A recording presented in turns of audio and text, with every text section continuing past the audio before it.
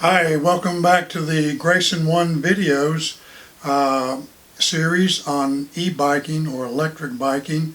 Today we're going to talk about a topic that really is the most crucial thing that you know about when you want to buy your electric bike, and of course that's the battery.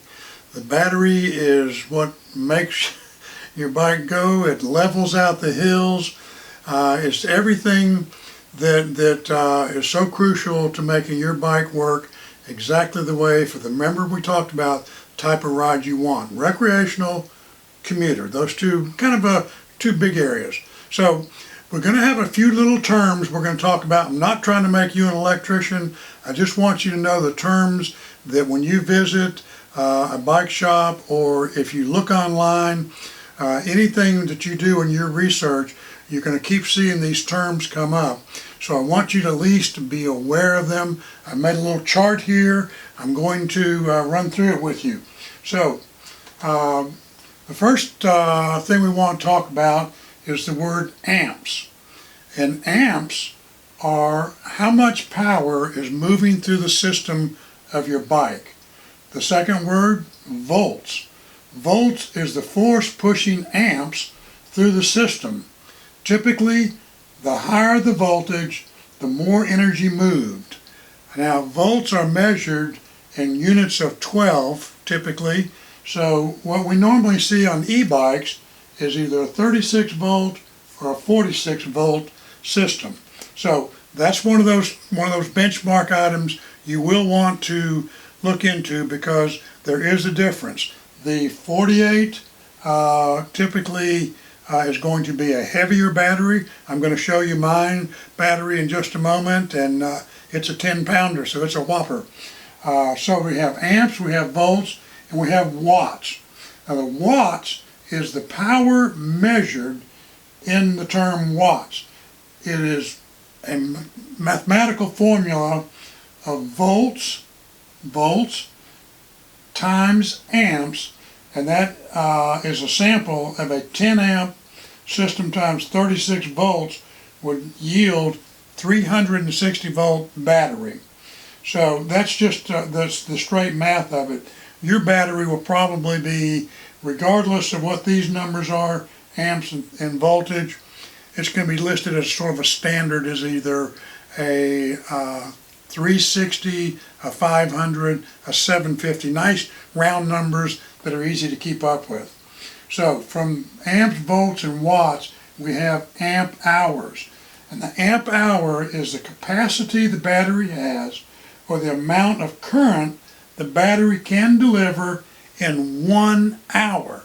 So it's important to know that we think in terms linear of mileage, and when we talk about range of a bike, but in the battery itself, working with the motor, we think in terms of the amp hour or watt hours. And the watt hours is the one item that in every bike shop, every brochure, you're going to see some information about that. So I'm going to spend a little, I'm going to read this because I want to make sure I say it right to you. The watt hours is the most commonly listed specification for an e-bike battery. Watt hours refers to the number of watts delivered in 1 hour. So in a sample, a 14 amp hour times 36 volt battery would equal a 504 watt battery. Okay, that's a simple math, volts times amps. A 504 watt battery paired with a 500 watt motor will run non-stop at a full level of power or assist. You will get about an hour of use. I'm going to demonstrate that in a moment. At a lower level of assist, and that's where you're not asking the battery to work as hard, if you did half of the full, you would get 252 watts. You would get about a 2-hour ride. So that's why it's important to know what are the electric specs of the battery, so you'll know what to expect in hours, which translates to miles. Now, when you first start out with your electric bike. Maybe you haven't ridden in a while, maybe you have, I don't know, you'll know that, but just when you're breaking in or getting used to ride, you can expect about 1 mile will consume about 20 watt hours. So you can do the basic math. If you have a 500 watt system and you use 20 watts to miles, that will tell you about how many miles you can expect. Now, let me give you another demonstration of this. Let's say, you know what this is. This is a jug. Let's call it a battery watt hours of energy. If you take the lid off, if you pour very slowly, use it conservatively, the battery's going to last longer. If you turn it, whoop, didn't expect that. But that's how fast energy will come out if you're at full blast. So now you've got an idea. I'll put the cap back on to demonstrate this again. Easy now to use the battery, longer distance. If you're using throttle full, if you're bucking a headwind, if you're using a lot of pedal assist, that's going to be upside down.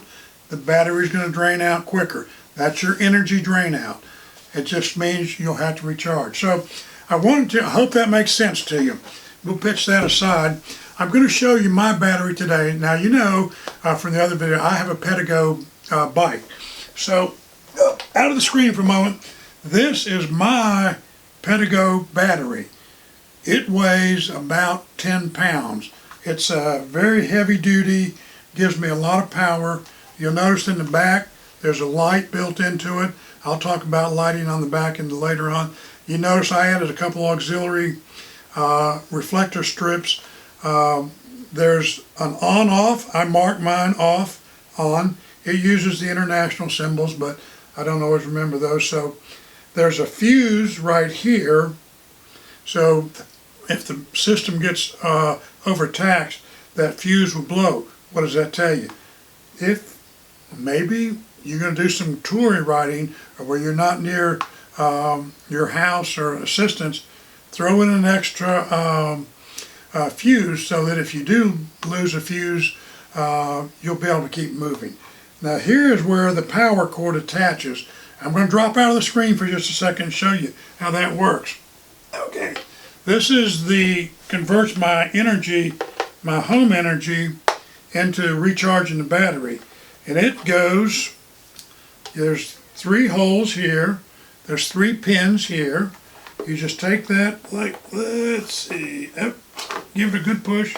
Okay, there, now it's seated. You'll feel it seat in there. Now what I do here, of course, is I get a power source cord, which is a separate cord on my system. Now there's a place in the back here where you actually attach the power source cord. You'll notice there's 2 little holes there. You can go this way or that way. It's universal, doesn't matter. But you just take that and get it good and seated there. We'll bring the power cord up. Apologize for dropping out there for a second if I did. Okay, we got our power cord.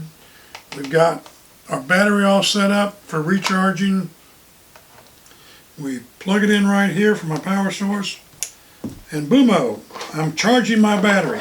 Now, on my system, you'll see that there's an orange light here. What that tells me on mine is that the battery is now charging, and when the battery is fully charged, this has a built-in turn-off system. It will turn off, and this light turns green. When that light turns green, I know that my battery is fully charged. It's ready for a good long-distance ride. So, a little bit about batteries there. I hope that helps you out. And I'm going to set this down here, drop out.